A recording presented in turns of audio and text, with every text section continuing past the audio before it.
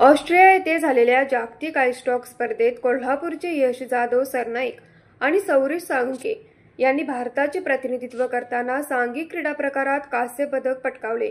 आज त्यांनी आमदार सतेज पाटील यांची भेट घेतल्यावर सतेज पाटील यांनी त्यांच्या यशाचे कौतुक करून दोघांचे अभिनंदन केले। या स्पर्धेत केलेल्या कामगिरीने यश जाधव सरनाईक याने जागतिक क्रमवारीत 10वे स्थान पटकावले असून तो आशिया आणि भारताचा टॉप रँकर ठरला आहे। ब्रँड कोल्हापूरने सन्मानित यशच्या या जागतिक कामगिरीने कोल्हापूरकरांची मान अभिमानाने उंचावली आहे। यावेळी महाराष्ट्र स्टेट कोऑपरेटिव्ह बँकेचे माजी उपाध्यक्ष बाळासाहेब सरनाईक, विनायक घोरपडे, तौफिक मुल्लानी, प्रशिक्षक महेश राठोड, श्रेयश कोळी उपस्थित होते।